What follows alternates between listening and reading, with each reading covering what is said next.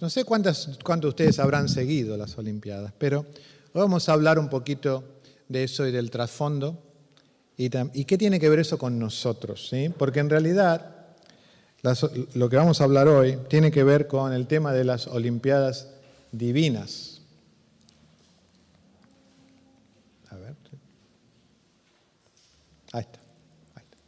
Vamos a hablar de los comienzos.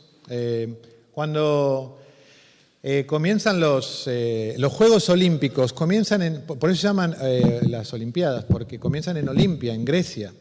Y lo que hacían era, ellos tenían un trasfondo religioso, aunque después eso un poquito se fue perdiendo, pero en realidad comienza como una pleitesía a los dioses, especialmente a Zeus, que era obviamente el dios principal. Ahí tiene la fecha de cuando comienza. Pero en realidad, con el tiempo, lo que lograba eso era que promovía la relación entre ciudades, ¿no es cierto? Me llevo bien con Corinto, me llevo bien con Atenas, me llevo bien con este, con el otro. Entonces, eso hacía que las ciudades pudieran tener una mejor relación. Obviamente, cuando pasa lo de la guerra, las guerras mundiales, hay una interrupción, pero en realidad por 4 años, prácticamente cada 4 años, ininterrumpidamente se vienen celebrando. Fíjense, durante los últimos 1500 años, estamos hablando de muchos años, ¿ok? Es una tradición muy, muy fuerte esta y muy, muy centrada. Fíjense también que cuando ellos competían, había diferentes tipos de competiciones. Todavía estaba la lucha libre, estaba el lanzamiento del disco, el boxeo, carreras, etc. Ahora, ¿qué pasa? Roma conquista Grecia en el 100 después de Cristo y la pregunta era, ¿van a seguir o no? Sí, siguieron. Ellos permitieron que estos juegos continuaran. Obviamente había interés en que los juegos continuaran. Traían muchas personas y obviamente también eran redituables. Fíjense que ellos, por ejemplo, tuvieron una oposición. ¿Por qué se oponían estos judíos fieles? ¿Por qué era que ellos decían, bueno, no queremos que realmente haya Olimpiadas? ¿Por qué? Porque, entre otras cosas, había 2 cosas que eran muy interesantes y que probablemente nos opondríamos hoy en día. Una es que los atletas, en su mayoría y generalmente, competían desnudos. Entonces, obviamente que parecía medio tipo como los corsos de ahora, ¿vieron? Que hay tiritas prácticamente porque ya no se pone más ropa. Era una excusa tipo para muchas personas, ¿sí? De hacer algo que evidentemente Dios no aprueba. Obviamente Dios no aprueba eso. Entonces, obviamente los judíos fieles decían, no, esto no está bien que se haga. Y la otra razón era que había en los premios imágenes y obviamente los cristianos, especialmente los judíos fieles en ese momento y luego los cristianos, ustedes saben que Éxodo 20 nos dice que no debemos adorar imágenes. Entonces, esto era una prohibición que Dios les había dado y les daban a los participantes con un premio, con una imagen, ¿no es cierto? En un premio la imagen. Las mujeres casadas no podían participar de los juegos, ni tampoco podían ir a mirarlos. Uno se imagina por qué, ¿no es cierto? No creo que el marido hubiera estado muy contento. Vení, vamos a ver a los tipos aquellos que están corriendo con todo el sudoroso, sin nada, así como Dios lo trajo al mundo. Obviamente que el esposo iba a decir, vos te quedás acá. Y así fue, ¿no es cierto? Ahora, era interesante porque a las solteras sí se les permitía. ¿Qué les parece? ¿Cómo era la cosa? También me pareció interesante que las Olimpiadas se celebraron durante el tiempo de Cristo. Era interesante, mucha gente no se da cuenta de eso, o por ahí no lo sabe. Pero en realidad, durante el tiempo de Cristo también estaban las Olimpiadas. Ahora, ustedes seguramente quizás habrán mirado alguno que otro juego de las Olimpiadas de invierno. No sé si siguieron un poquito. Yo la verdad no lo seguí mucho, sinceramente. No era algo que me atrapó, digamos. Quizás con otras actividades uno no tiene tiempo de estar siguiendo todo eso. Pero bueno, un poquito uno ve así, mirando un poquito. Y había juegos diferentes, distintos. Había uno que tiraban, ¿no es cierto?, como una especie de disco y había que acercarlo a un blanco, ¿no es cierto? Y iban con algo limpiando adelante. ¿Lo vieron ese? Iban dos con una coordinación impresionante y limpiaban hasta que llegaba el disco ese hasta ahí. Era muy interesante. Bueno, aparte de que era un juego que nunca había visto. Pero ¿cómo es hoy en día? ¿No es cierto? Estas son las Olimpiadas de invierno, obviamente. Lo que se hace es, se prende una antorcha. ¿Sí? Vieron que cantamos Enciende el fuego, me hacía acordar un poquito esto, ¿no? La llama olímpica se enciende tradicionalmente, como siempre se ha hecho, en Olimpia, en Grecia. Qué raro que comience ahí, ¿no es cierto? Comienza la llama olímpica ahí. Y lo que hace es que viaja por varias ciudades de Grecia y de otros países. A veces va por tierra, a veces va por mar, a veces va por aire. Y va viajando y van transportando la antorcha, la cual se enciende, no sé si pueden ver aquí, esto es un espejo parabólico, y así es como se enciende la antorcha. Eso significa, tiene mucho que ver con la pureza que debe haber en esto, porque el fuego obviamente es purificador. Pero se llega con todo eso hasta la ciudad organizadora y ahí es cuando se comienza a celebrar, se exhibe la antorcha, ¿no es cierto? Y obviamente el que la lleva es un gran honor poder llevar esa antorcha. Grandes personajes del deporte mundial han llevado esa antorcha, no cualquiera la lleva, ¿sí? Ahora, ¿qué tiene que ver esto con nuestra vida cristiana? Bueno, también la vida cristiana se compara con eventos atléticos. Si ustedes se ponen a pensar, dice Hebreos 12, corramos con paciencia la carrera que tenemos por delante, ¿no es cierto? Entonces, también se compara la Olimpiada con la vida cristiana. También hay otro pasaje en Efesios 6 que habla de una lucha. Les dije que había lucha libre, ¿no es cierto?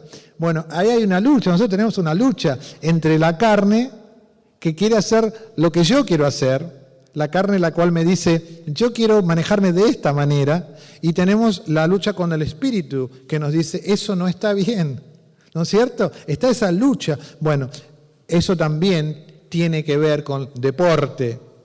Y, obviamente, los cristianos recibimos una corona de gloria, en este caso refiriéndose a los ancianos, pero no solo se aplica a los ancianos, sino también a nosotros, los que vamos a seguir fieles o los que queremos seguir fieles, ¿no es cierto? Bien, ¿qué es lo que debe hacer un atleta cristiano? Un atleta cristiano, ¿sí? Bueno, acá tenemos algunas cositas que les cuento. La primera es que el atleta cristiano debe entrenarse rigurosamente. ¿Qué quiere decir esto? Bueno, les cuento cómo era con los griegos.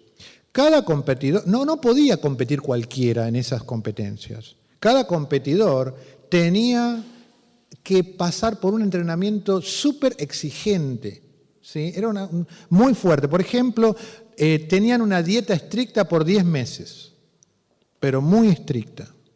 Los maestros eran muy exigentes. Cuando se comenzaba la celebración, por ejemplo, o sea, cuando ya pasaron esos 10 meses, comienzan las Olimpiadas, ellos le tenían que mostrar a los jueces que habían cumplido con ese entrenamiento, que no eran ladrones, que no eran esclavos y que no eran moralmente corruptos. Miren la exigencia, cómo cambian, ¿no es cierto?, los tiempos, ¿no? Ahora sí, corrían desnudos. En el año 50 después de Cristo, es interesante que Pablo viaja, y Pablo viaja de Atenas a Corinto. Lo interesante es que en el año 51, un año después, recuerden, va de Atenas a Corinto, un año después ahí se celebraron los Juegos Olímpicos. Entonces, evidentemente, lo más probable es que Pablo en su viaje haya podido ver el entrenamiento de estos atletas.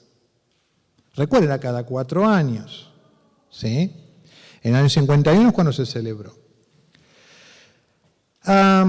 Y teniendo eso, como seguramente cuando él va de viaje y ve a estos atletas, es que a él se le ocurren muchas cosas. No sé si a ustedes les pasa que están de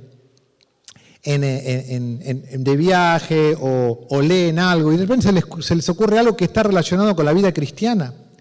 Bueno, a Pablo seguramente se le pasó eso por la cabeza cuando escribe estas palabras a los corintios. Fíjense, ¿no saben que en una carrera todos los corredores compiten, pero solo uno obtiene el premio? Corran pues de tal modo que lo obtengan. Todos los deportistas se entrenan con mucha disciplina. ¿Ven cómo él tiene eso en mente? Él sabía todo lo que los griegos tenían que pasar. Entonces, todos los deportistas se entrenan con mucha disciplina. Acababa de ver el entrenamiento, seguramente. Ellos lo hacen para obtener un premio que se echa a perder. Nosotros, en cambio, por uno que dura para siempre. Así que yo no corro como quien no tiene meta. No lucho como quien da golpes al aire. Más bien golpeo mi cuerpo y lo domino, no sea que, después de haber predicado a otros, yo mismo quede descalificado. ¡Qué pasaje! ¡Qué tremendo pasaje! Pero ilustra mucho lo que un cristiano, un atleta cristiano tiene que hacer. Y esto es una cosa que tenemos que recordar, es la manera en que nosotros participamos de las competencias. Seguimos con lo que Pablo le dijo a Timoteo, que tiene mucho que ver con esto. Él le dijo, ejercítate en la piedad, ejercítate, o sea, constantemente está practicándolo. Ejercítate en la piedad, le pone en 1 Timoteo, pues aunque el ejercicio físico trae algún provecho, la piedad es útil para todo, ya que incluye una promesa no solo para la vida presente, sino también para la venidera. ¡Qué consejo! ¿Se dan cuenta? A veces nos desenfocamos, ¿no es cierto? Nos desenfocamos y nos concentramos en algo que no es la vida venidera. A veces olvidamos que esto no es todo lo que existe. Entonces Pablo le está diciendo a Timoteo, no te olvides, no pierdas la concentración, tal como muchos atletas. Y ahora les voy a decir cómo corrían, con algunas de las cosas que hacían. Tenés que concentrarte en la meta, en la meta. Sí, es verdad, el ejercicio físico es beneficioso. Obviamente que el ejercicio físico es beneficioso, cualquier doctor va a decir eso. Pero más aún lo es el espiritual, porque es más duradero y tiene mucha más importancia. El espiritual tiene consecuencias eternas. Esa es una gran diferencia. Otra cosa que el atleta cristiano debe hacer, primero, recuerden, entrenarse rigurosamente. Lo segundo es dar lo mejor de sí. Dar lo mejor de sí. Esto es lo que Pablo dice. No pienso, hermanos, que yo mismo lo haya logrado ya. Más bien una cosa hago, olvidando lo que queda atrás y esforzándome por alcanzar lo que está delante. Sigo avanzando hacia la meta para ganar el premio que Dios ofrece mediante su llamamiento celestial en Cristo Jesús. ¿Saben que esta es una imagen totalmente atlética? No sé si alguna vez se pusieron a pensar. ¿Pero qué está diciendo Pablo aquí? Está hablando de una meta. Está hablando de seguir avanzando. Está hablando de no detenerse. Está hablando de seguir y seguir hasta llegar a donde Jesús desea que llegue.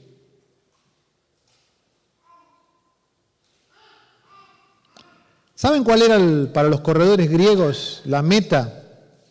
La meta, ¿saben qué era? Un poste. La meta para un corredor griego era un poste. Y cuando llegaba al poste, es que estaba al final de la pista, una de las cosas que siempre le decían y que nunca tenía que cambiar era que no debía mirar hacia atrás cuando estaba corriendo. Nunca debía mirar hacia atrás y tampoco debía mirar a los otros corredores. Su meta era enfocarse en ese poste. Cuando llegaba a ese poste, ahí recién paraba. Pablo no se veía a sí mismo como alguien que ya había llegado a la cinta. Pablo no se veía como alguien que ya había podido cruzar, sino que luchaba con todo su ser.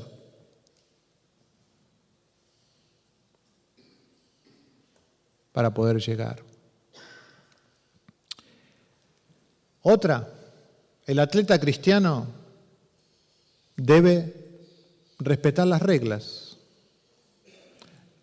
Tenemos en casa un ejemplo de alguien que no respetó las reglas y así le fue. Se drogó, en Estados Unidos lo descubren y la enfermera lo saca. ¿Correcto? Un ejemplo un poco más lejano, Lance Armstrong, 7 veces ganador del Tour de Francia, un impresionante ciclista, adorado por todo el mundo. Resulta que se había drogado todo ese tiempo. Todo ese tiempo. Había ganado todas las carreras drogado. Sus compañeros lo descubrieron, lo delataron. Años. Un atleta cristiano respeta las reglas.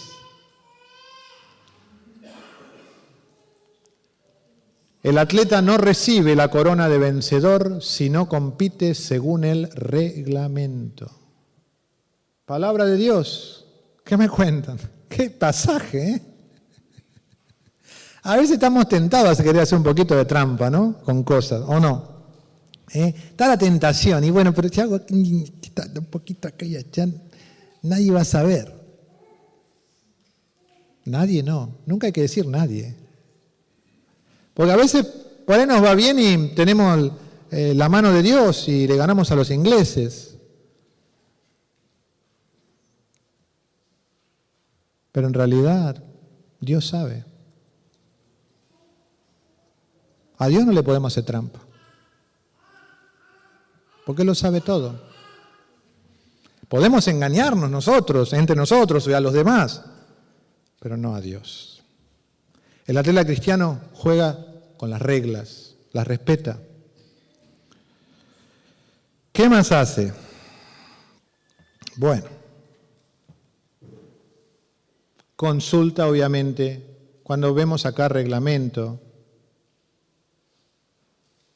para nosotros el reglamento es la palabra de Dios. Si yo estoy mirando el Nuevo Testamento y el Nuevo Testamento me dice esto es lo que tengo que hacer, ese es mi reglamento. Me guío por eso. No por lo que me diga fulano, no por lo que me diga el canal tal o lo que me diga la revista de chismes. No me guío por esas cosas. Porque esas cosas no apoyan lo que Dios dice que tenemos que hacer. Me guío por lo que Dios me dice, si soy un atleta cristiano. Segundo, entonces, respeta las reglas. La otra, evita distracciones. Gálatas 5:7. Evita distracciones. Fíjense lo que dice, una de las cosas primero que les quiero decir es que cuando están jugando, por ejemplo, puse el básquetbol porque puede ser otra, ¿no? Cuando está por sacar, cuando está por tirar el jugador, porque hubo una falta, no sé si han visto que se ponen algunos de los costados y el jugador queda solo, ¿no es cierto? ¿Y qué es lo que hace la audiencia, los contrarios? ¿Qué es lo que hacen? ¿Han visto? Tratan de distraerlo, que con globo, con esto, con lo otro. Por ejemplo, cuando hay otro deporte, una cámara puede distraernos. Miren la atleta esta y al lado está la cámara. El flash, cualquier cosa puede distraernos. Es así. En una carrera, una distracción significa que la perdimos. La perdimos. Porque nos distrajimos. ¿Ok? O sea, Pablo lo sabía. Pablo lo sabía. Miren lo que les dice a los Gálatas. Dice, ustedes estaban corriendo bien. O sea, iban bien, miraban para adelante, ahí está el poste, ahí está la meta. Iban bárbaro. Pero dice, ¿quién los estorbó? para que dejaran de obedecer la verdad. ¿Saben qué quiere decir la palabra acá? Esta palabra que usa Pablo, estorbó. Esta es una palabra que tiene una expresión, se refiere a una expresión de Olimpia. ¿Saben qué quiere decir eso? El estorbó es alguien que se cruza en el camino de uno de los corredores.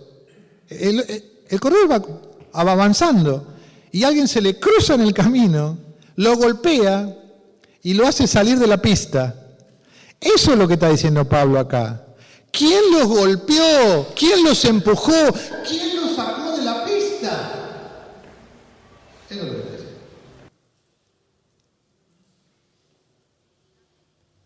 Por eso nos pasa, nosotros miramos este pasaje, ¿qué es? Pero eso es lo que está diciendo. Alguien los distrajo.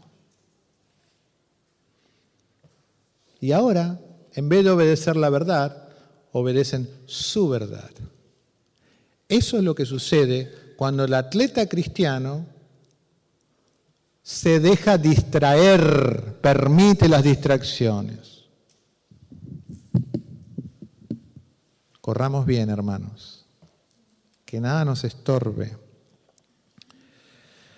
Los Gálatas habían permitido que algo los distraiga, pero nosotros no debemos permitir que nada nos distraiga o nos saque de la pista. Porque ¿saben qué pasa? Eso tiene graves consecuencias, obviamente. Son devastadoras. Miren lo que dijo Jesús al respecto. ¿De qué sirve ganar el mundo entero si se pierde la vida? ¿Qué se puede dar a cambio de la vida? ¿De qué sirve? Todas estas cosas mundanas, terrenales, temporarias, con las que buscamos llenar nuestra vida, pero luego no llegamos al final. ¿Se dan cuenta? ¿De qué sirve? ¿De qué sirvió todo eso si cuando llega el momento de ver ese poste en el que Jesús nos está esperando, lo hemos perdido?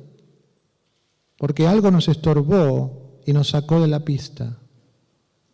¿Saben cuántos cristianos y cristianas he visto en casi 30 años de bautizado que corrían bien y algo los estorbó y salieron de la pista? Seguramente ustedes también.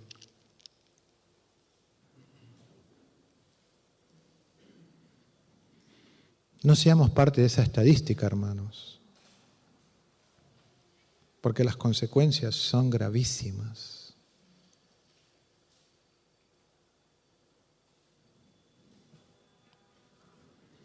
La carrera cristiana es la única en la que cada uno de los que termina gana. El atleta de Dios eventualmente triunfará. No sé si pueden ver aquí un poquito la imagen esa. No se ve súper, ¿no? Pero aquí está el atleta llegando a la meta, porque hubo una progresión en todas las diapositivas. Y el atleta de Dios va a ganar. Si uno termina la carrera, la gana. ¿Cómo es esto? Sí, así es. Esta es una frase que saqué de este hermano. Cualquiera que termina la carrera en el cristianismo, gana. El mismo Pablo lo dijo. Miren qué hermoso pasaje. Fin de la carrera. Yo por mi parte ya estoy a punto de ser ofrecido como un sacrificio y el tiempo de mi partida ha llegado. Ya Pablo sabía, no le quedaba tanto tiempo, ¿sí? No sabemos exactamente cuál fue su final, porque la palabra de Dios no lo dice, pero sí sabemos que él sabía que le quedaba poco, o por lo menos él presentía eso. Ya era el final de su vida. Y entonces empieza a reflexionar y dice, he peleado la buena batalla, una imagen de las Olimpiadas, lucha. He terminado la carrera. Otra imagen, me he mantenido en la fe, no perdió el enfoque, no miró para atrás, no miró al costado, no dejó que nada lo estorbe, él se mantuvo en la fe.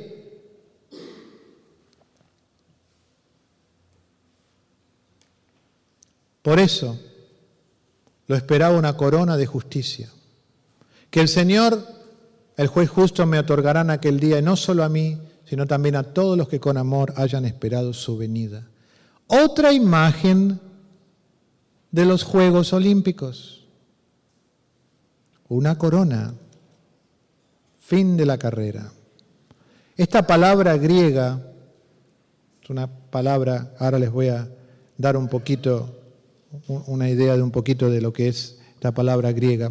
Pero hay una palabra griega aquí, cuando dice la carrera, he terminado la carrera, que es la palabra griega dromos. No sé si la palabra esa es una palabra que han escuchado antes, porque hay varias palabras que se forman con esa, dromedario y otras palabras. Pero la palabra dromos, en realidad, se utiliza para correr. Es una palabra que tiene que ver con correr. O sea que esto confirma la alegoría atlética que el apóstol tiene en mente. Dromos era la pista en donde se corrían carreras de a pie. Era una pista en donde se corrían las carreras de a pie y al ganador le esperaba una corona olímpica. Esos atletas se mataban por obtenerla y era una corona que estaba formada por hojas, pino, olivo, perejil, manzana, apio, y se ponía en el cuello del vencedor. Por eso se mataban, pero se destrozaban, entrenándose para poder ganar esa cosa que después me da ganas de desayunar con eso. Se terminaba enseguida. Por eso comenzamos en 1 Corintios 9 diciendo, corren por un premio que va a terminarse. Pero nuestro premio es muy diferente, hermanos. Cuando aparezca el Pastor Supremo, ustedes recibirán la inmarcesible corona de gloria. ¿Cuántos de ustedes saben lo que quiere decir la palabra inmarcesible?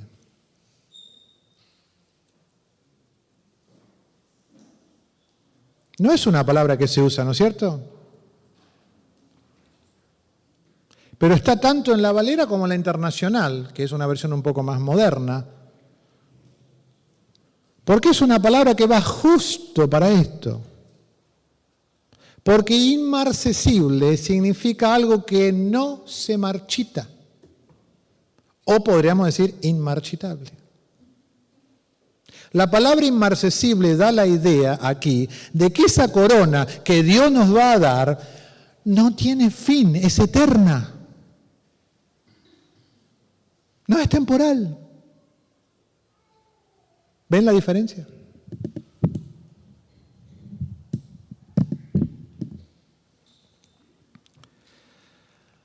Saben que los ganadores de las Olimpiadas, además de recibir una corona marchitable, pasajera, eran saludados por largas procesiones de gente. Se cantaban odas a su gloria y se colocaba una estatua en uno de los templos honrando su victoria. ¿Qué me cuentan? Parecido a algo que a veces uno puede ver hoy en día con ciertas celebridades, ¿no es cierto? Que la gente los adora, hasta algunos le han hecho alguna estatua honrándolo por algo que realmente no era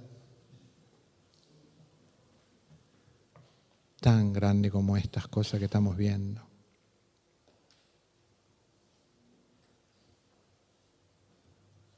Eso era a lo que aspiraban los atletas griegos. Gente alabándolos. Pero nosotros no tenemos que conformarnos con esos pobres premios, insignificantes para nosotros. A nosotros el Señor nos recibirá diciendo, bien hecho, siervo fiel. Eso es lo que nosotros queremos. Miren lo que dice el gran apóstol Pablo. Esperen, hasta que venga el Señor. Él sacará a la luz lo que está oculto en la oscuridad y pondrá al descubierto las intenciones de cada corazón. Entonces, cada uno recibirá de Dios la alabanza que le corresponda. Nosotros no queremos recibir alabanza de las demás personas. Esa no debe ser nuestra intención y nuestra meta en la vida. Nosotros queremos recibir alabanza de Jesús. De Él queremos recibir la alabanza. Sí, está muy bien que nos honremos y respetemos y nos animemos los unos a los otros. Eso es diferente, eso es bíblico. Pero no hacemos las cosas para que los demás vengan y nos digan qué bien. Las hacemos porque nosotros queremos recibir la alabanza de Cristo. Y en el último día, hermanos, no importa cuánta gente está en el funeral diciendo qué buena persona que era, y cantándole y trayéndole florcitas. ¿De qué sirve eso si la persona estuvo muy lejos de llegar a la meta? Más importa que sea el Señor el que nos reciba y nos diga, buen trabajo. Eso sí, es lo que un atleta cristiano debe aspirar, a lo que debe aspirar. ¿Pueden imaginarse al Señor vivando y alentando mientras estamos cruzando la cinta camino al cielo? ¿Pueden imaginarse al Señor? Bien, vamos, ya casi estás.